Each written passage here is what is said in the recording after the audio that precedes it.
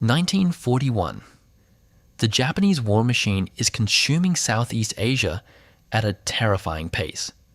Malaya is falling, Burma is burning, and somewhere in the flooded river deltas of the Far East, a British engineer is staring at a map, tracing the labyrinth of shallow waterways that crisscross the jungle lowlands, and asking himself a question that no one else had thought to ask.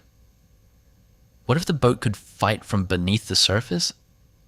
Not a submarine, not a torpedo vessel, something stranger, something that had never existed before. What he was imagining would eventually be built. It would float. It would submerge. Partially. It would carry weapons, and it would be able to fire them while most of its hull sat hidden underwater. The Royal Navy would test it. Military observers would watch it perform. And then, almost immediately, everyone would forget it ever existed.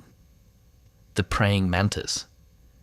A vessel so peculiar in its conception, so radical in its design, that it sat somewhere between a fever dream and a stroke of genius. A gunboat that could hide beneath 6 feet of water and still pull a trigger. To understand why the Praying Mantis was built at all, you have to understand the geography of the conflict that Britain was losing in slow motion. The rivers of Burma and Malaya were not simply waterways, they were arteries. They were the roads, the highways, the supply lines of an entire theater of war. Whoever controlled the rivers controlled the movement of men and material. And Japan understood this perfectly. Japanese forces were using shallow river systems to outflank, to encircle, to infiltrate. And British rivercraft, conventional gunboats designed for open water or deeper channels, were struggling to respond in the densely vegetated, shallow, and unpredictable environments of the jungle delta. Conventional vessels had another problem. They were visible. A gunboat on a river is a target. It sits high in the water. It announces itself. Against an enemy that had demonstrated remarkable tactical creativity and ferocity, a large, obvious, floating target was not a tactical asset. It was an invitation. Enter Commander Roland Burden, a naval officer who refused to accept that conventional solutions were the only solutions. Working alongside the design team at the John Lewis Sir Thornycroft Company, one of Britain's most storied shipbuilders, a firm with decades of experience building fast attack craft and naval vessels, Burden began developing a concept that was, even by wartime standards, extraordinary. The idea was simple in its ambition and fiendishly complex in its execution. Build a vessel that could lower itself into the water until only a small, heavily armored fighting compartment remained above the surface. Give it the ability to fire its weapons from that concealed position, and then raise itself back up, move to a new position, and repeat. The result was the Praying Mantis, and the name was entirely appropriate. The Praying Mantis, the insect, conceals itself, waits with deceptive stillness, and then strikes with sudden and lethal precision. The vessel was designed to do exactly the same.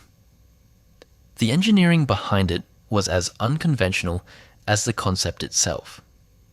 The Praying Mantis was a flat-bottomed watercraft, relatively small in its overall dimensions, approximately 38 feet in length, but its defining feature was a revolutionary 2-part hinged hull. The vessel was essentially split into 2 sections connected by a pivot mechanism. The rear section contained the engine and the propulsion systems.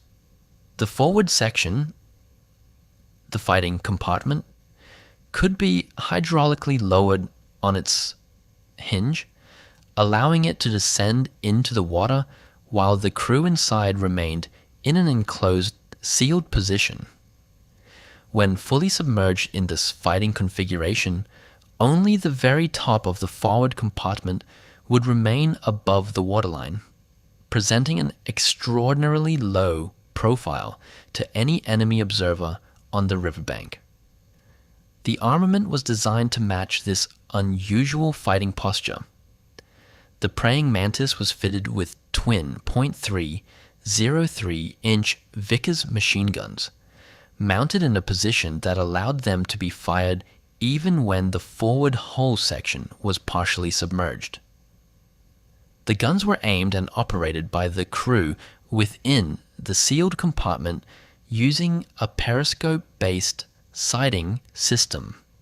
Essentially, the crew would be fighting from what amounted to a partially underwater position, seeing through periscope, firing weapons mounted above the waterline, while the bulk of the vessel remained hidden beneath the river's surface. The propulsion system used a pump jet design rather than conventional propellers, which was another forward-thinking choice. Propellers are vulnerable in shallow, weed-choked river environments. A pump jet ingests water and expels it, allowing the vessel to maneuver effectively in conditions that would disable a traditionally propelled craft. This was not an afterthought. It was a recognition that the environments the Praying Mantis would operate in were among the most demanding on Earth. Construction of a prototype began in the early 1940s, with the Thornycroft Yard taking on the challenge of turning this highly unorthodox concept into a functioning piece of military hardware. The technical difficulties were considerable. Maintaining watertight integrity in the hinging mechanism, ensuring reliable hydraulic operation of the lowering system, and creating a fighting compartment that could protect its crew while partially submerged, all demanded innovative engineering solutions at every stage. Only one prototype was completed, one vessel, built to prove a concept that many considered impractical, perhaps even impossible. And when it was tested on the calm waters of the British Isles, far from the jungle rivers it had been designed for, what observers saw genuinely surprised them. The mechanism worked. The vessel lowered. The guns fired. The Praying Mantis did exactly what it was designed to do. But the war was not waiting for British engineers to perfect their experiments. And the world was about to change in ways that no one, not even Burden, had predicted. The war did not wait, and neither did geography. By the time the Praying Mantis had proven its concept on British test waters, the strategic landscape of Southeast Asia had shifted catastrophically. Singapore had fallen in February 1942, the largest surrender of British-led forces in history. Burma was lost. The river networks that the Praying Mantis had been designed to contest were now firmly in Japanese hands. The operational window for which this vessel had been conceived had, in practical terms, closed before the prototype ever reached the theater. And so, the Praying Mantis never fired its guns in anger. It never crept beneath the surface of a Burmese river. It never waited in the green shadow of a jungle bank, periscope raised, tracking an enemy patrol boat. The combat record of the Praying Mantis is precisely 0 engagements. Not because it failed, but because history moved faster than the procurement process. This is the particular cruelty of wartime innovation. Some weapons are born too late. Some ideas arrive precisely when the world no longer has room for them. The Praying Mantis was a solution in search of a problem that had already been solved. Or rather, a problem that had already been lost. What makes this fate even more striking is how it compares against the conventional river warfare alternatives of the period. The British and American forces operating in Asian river theaters during the Second World War relied primarily on standard gunboats and armored patrol craft, vessels that were effective in open water but deeply vulnerable in the shallow, heavily vegetated channels where Japanese forces were operating. The American Navy's river patrol boats, developed later for similar environments, sat high in the water and presented obvious targets. Even purpose-built shallow draft gunboats had freeboard, visible hull above the waterline, that made them identifiable and exposed. Against these alternatives, the Praying Mantis concept was not merely novel. It was genuinely superior in one critical dimension: concealment. No other river warfare vessel of the Second World War could reduce its surface profile as dramatically or fight effectively from a partially submerged position. In the specific tactical scenario it was designed for: ambush, observation, concealed fire support in shallow jungle waterways. It had no rival. Nothing else came close. The irony is almost painful. The one thing the Praying Mantis did better than any other vessel on Earth was the one thing it never got the chance to demonstrate in combat. After testing concluded, the prototype was quietly set aside. The Royal Navy, stretched across every ocean on Earth, fighting a war of almost incomprehensible scale, had neither the resources nor the strategic justification to pursue a production run of a vessel that had no immediate operational role.